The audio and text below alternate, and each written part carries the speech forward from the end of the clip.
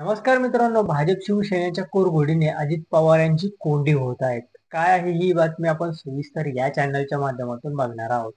चला तर मग मी सचिन नाईक आणि तुम्ही बघत आहात आपली राजनीती चॅनल. पुणे जिल्ह्यात अनेक वर्ष एक हाती सत्ता आणि हुकूमत असलेल्या उपमुख्यमंत्र्यांची नगर परिषद आणि नगरपंचायतीच्या निवडणुकीमध्ये महाविकास आघाडीपेक्षा महायुतीतील भाजप आणि शिवसेना शिंदे गट या मित्र पक्षांची कोंडी केली आहे. भाजपचे आमदार राहुल कुल, शिवसेनेचे आमदार विजय शिवतारे या विद्यमान आमदारांनी लोकसभा आणि विधानसभा निवडणुकीतील दृढ काढण्याची संधी साधून अजित पवार यांच्या राष्ट्रवादीच्या उमेदवारांविरोधात उमेदवार उभे केले आहेत.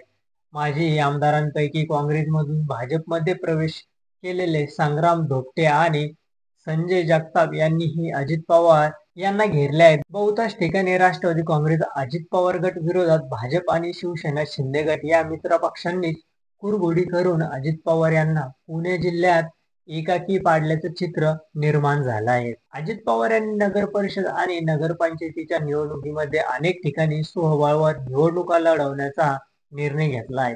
मात्र हा निर्णय त्यांच्या अंमलात येण्यास महायुतीतील मित्रपक्ष भाजप आणि शिवसेना शिंदे पक्ष हे कारणीभूत ठरल्याचं असल्याची शक्यता वर्तवण्यात येत आहे.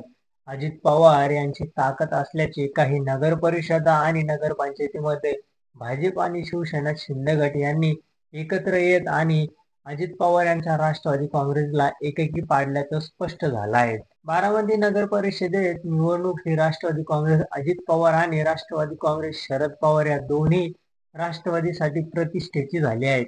दोन्ही पक्ष आमने सामने असताना भाजपने ही नवी संधी असल्याचं लक्षात घेऊन माजी मंत्री महादेव जानकर यांच्या राष्ट्रीय समाज पक्षाची हातमिळवणी करून उमेदवार उभे केले आहेत. शिवसेना शिंदे पक्षांचे हे उमेदवार असल्याचं बारामतीतील अजित पवार यांना मित्र पक्षांनी दोन हात करावे लागण्याची शक्यता वर्तवण्यात येत आहे. दौंडचे आमदार राहुल कुल यांचे अजित पवार यांच्याशी फारसे सख्य नाहीत. त्यामुळे दौंडमध्ये कुल यांनी स्थानिक आघाडीशी युती करून अजित पवार यांच्या राष्ट्रवादी पुढे आव्हान उभे केले आहे. पुरंदरचे आमदार विजय शिवतारे आणि अजित पवार यांच्यातील राजकीय वैर अज्ञात आहेत. शिवतारे यांनी सासवड, जेजुरी आणि फुरसुंगी, उरुळी या 3 नगर परिषदेमध्ये उमेदवार उभे करून अजित पवार यांची अडचण केली आहे. भोरचे माजी आमदार संग्राम धोपटे यांनी काँग्रेस सोडून भाजपमध्ये प्रवेश केल्याचे या ठिकाणीही अजित पवार यांच्या राष्ट्रवादीला अडथळा निर्माण झाला आहे. पुरंदरचे काँग्रेस माजी आमदार संजय जगताप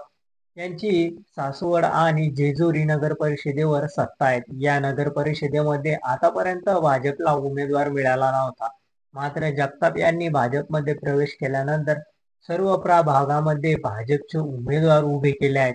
त्यामुळे या दोन्ही नगर परिषदेमध्ये अजित पवार यांचे राष्ट्रवादी काँग्रेस पुढे आव्हानात्मक परिस्थिती निर्माण झाली आहे. इंदापूरमध्ये अजित पवार यांच्या पक्षाचे जिल्हाध्यक्ष प्रदीप गारगटकर यांनी पदाचा राजीनामा देऊन अजित पवार यांना आव्हान दिलं आहे. या ठिकाणी आजवरचे राजकीय प्रतिस्पर्धी माजी मंत्री हर्षवर्धन पाटील आणि भाजपचे नेते प्रवीण माने यांच्याशी हातमिळवणी करून नगराध्यक्ष पदासाठी अर्ज भरला आहे.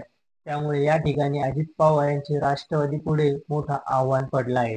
जुन्नरमध्ये अजित पवार यांच्या विरोधात भाजप आणि शिवसेना शिंदे हे महायुतीतील 2 मित्रपक्ष एकत्र आले आहेत. त्यामुळे अजित पवार यांच्या राष्ट्रवादीची कोंडी झाली आहे.